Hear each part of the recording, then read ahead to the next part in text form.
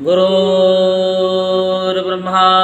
गुरुर्विष्णु गुरुर्देवो महेश्वरः गुरुर्साक्षात् परब्रह्म तस्मै श्री गुरुवे नमः।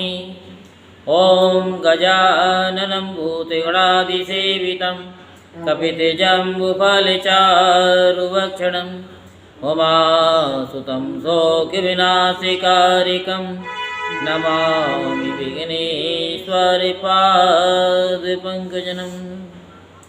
सच्चिदानन्दरूपाय विश्वोत्पत्त्यादिहेतवे तापत्रे विनाशाय श्रीकृष्णाय वयं नमः।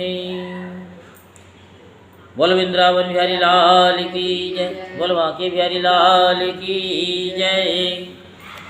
आज हम आपको श्रीमद् भागवत महापुराण में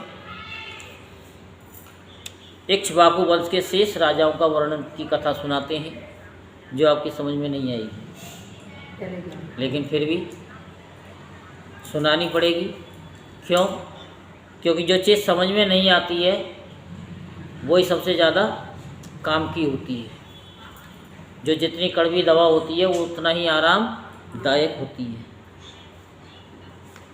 श्री सुखदेव जी कहते हैं कि परीक्षित, कुश का पुत्र हुआ अतिथि, उसका निषद, निषद का नव, नव का पुंडरीक और पुंडरीक का क्षेम धनवा और क्षेम धनवा का देवानीक, देवानीक का अनिहि, अनिहि का पारियात्र और पारियात्र का बल स्थल और बल स्थल का पुत्र हुआ वज्रनाव।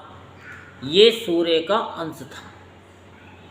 वज्रनाव से खगन, खगन से विधृति और विधृति से हिरनाव की उत्पत्ति हुई। वह जैमिनी का शिष्य और योगा आचार्य था। कौशल देशवासी यज्ञवल्क्य ऋषि ने उसकी शिष्यता स्वीकार करके उसे अध्यात्म योग की शिक्षा ग्रहण की थी। वह योग हृदय की गांठ काट देने वाला तथा परम सिद्धि देने वाला है।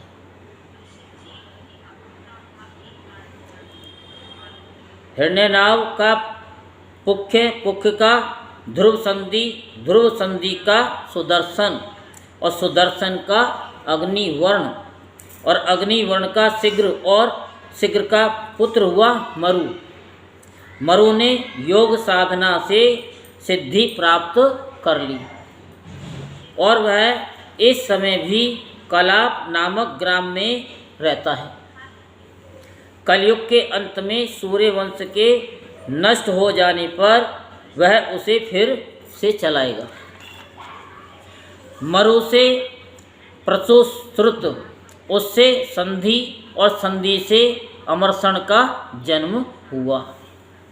अमरसण का महस्वान और महस्वान का विश्वसावन, विश्वसाव का परसैनजित, परसैनजित का तक्षक और तक्षक का पुत्र बृहदल हुआ।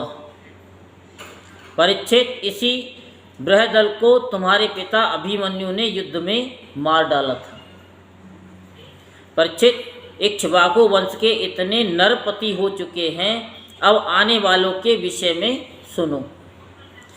बृहदल का पुत्र होगा बृहद्रण और बृहद्रण का उरुक्रिय, उसका वत्स वृद्ध और वत्स वृद्ध का प्रतिव्योम, प्रतिव्योम का भानु और भानु का पुत्र होगा सेनापति दिवाक और दिवाक का वीर सहदेव, सहदेव का बृहदस्व और बृहदस्व का भानुमान और भानुमान का प्रतीकाश्व और प्रतीकाश्व का पुत्र होगा सुप्रतीक, सुप्रतीक का मरुदेव, मरुदेव का सुनक्षत्र, सुनक्षत्र का पुष्कर और पुष्कर का अंतरिक्ष और अंतरिक्ष का सुतपा और उसका पुत्र होगा अमित्रजित और अमित्रजित से बृहद्राज और बृहद्राज से वरही और वरही से कृतंजय, कृतंजय से रणंजय और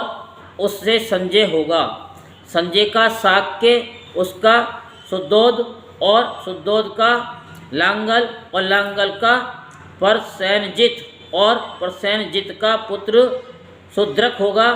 शूद्रक से रणक और रणक से सुरत और सुरत से इस वंश के अंतिम राजा सुमित्र का जन्म होगा। ये सब बृहदल के वंशधर होंगे। इक्ष्वाकु का ये वंश सुमित्र तक ही रहेगा, क्योंकि सुमित्र के राजा होने पर कलयुग में यह वंश समाप्त हो जाएगा।